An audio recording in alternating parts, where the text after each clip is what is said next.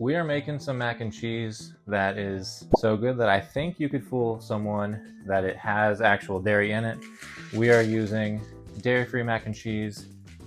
One of the most important ingredients is actually nutritional yeast. That'll give it that a little bit more cheesy flavor as well.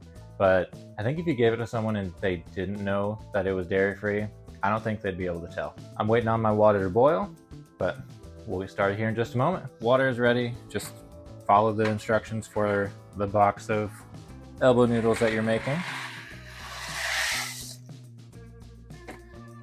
If you can have gluten, feel free to use the regular elbow noodles. I'm also not sure how much you can tell the difference between gluten-free elbow noodles and non-gluten-free, specifically from the same brand. I've also made this. This is my third time making this. I've adjusted the recipe every single time. I think I'm dialing it in now to be as close to perfect as possible. Second time was pretty close, but we'll see if I can get a little bit better. I'm also going to add a couple pinches of salt in with my noodles and water just to add some flavor to it. And then I'm also going to be using this pan because I wanted to add some protein. I'm going to make some chicken breasts.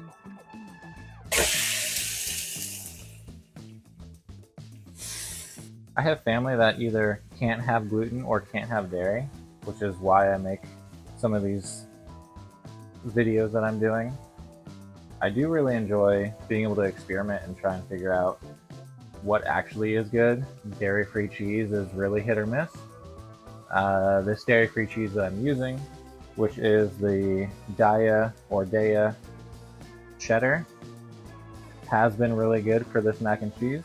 I'm not sure in other situations how good it is, but for this, it has been pretty close to about as good as I could want cheese to be with it. My noodles are getting soft, starting to feel pretty close on that. I haven't really found a good way of timing for noodles. The box says like 7 or 8 minutes. I normally just take one out and give it a taste, or give it a, not necessarily a taste, but like a texture feel. And then if it's too hard, then obviously go longer. If it's too soft, immediately turn it off and try and recover after that.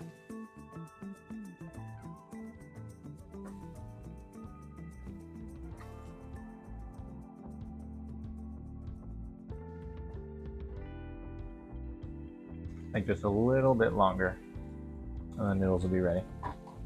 Noodles are ready. Turn that off, and we'll just strain it here.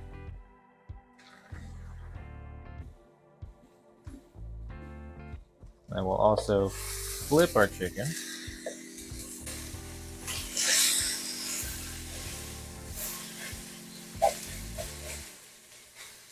We're gonna get started on our cheese sauce. We have some dairy-free butter here. Just do 2 scoops for my spoon, which is probably like 4 tablespoons-ish. That back on low. And then we'll just let this fully melt before we add anything else to it.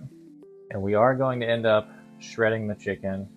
You can end up adding whatever veggies you want to it, spinach, broccoli, peppers, whatever you want to do. You could add in whatever, if you want an additional sauce, like if you want barbecue chicken mac or buffalo chicken mac or whatever. You obviously don't need to add meat to it too, but cook with whatever vibes you want.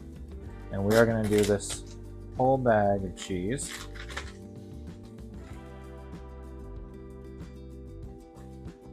Should help with getting extra cheesy, extra creamy, and should be perfect, but we'll see at the end. Cheese is starting to melt, so I'm going to add in my dairy-free milk. I'm using cashew milk. I normally just pour this in with my own vibes, but I believe I'm pretty close to a 1/2 cup to 2/3 cup.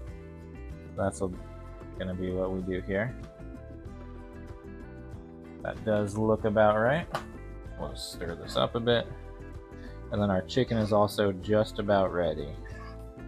And to the cheese, I'm also going to add some garlic powder, some red pepper flakes, a couple pinches of salt.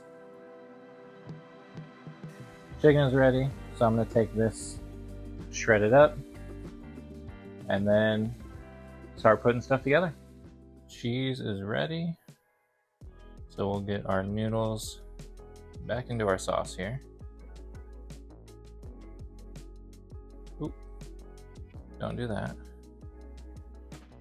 Should have used a slightly bigger pan here. Just mix it up as well as you can. It is definitely cheesy right now. I don't know how well you can see my spoon here, but it looks cheesy. And now, don't forget nutritional yeast. We're going to use just under a 1/4 cup. It does kind of remind me of the cheese powder in actual mac and cheese, or in box mac and cheese. Also kind of smells like it. Give it a good stir again. And if you wanted to, you could just do this. You don't need anything else to it. If you just want basic mac and cheese, you're already there. I'm doing with chicken as well. So let's plate it here in my bowl, and then I'll top it with some chicken. Let's actually give it a taste without chicken and let that be the rating.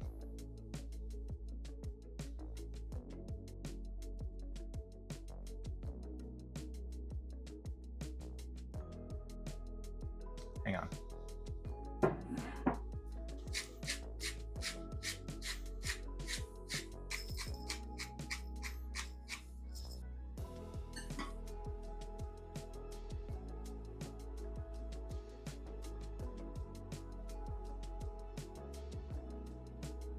Yeah.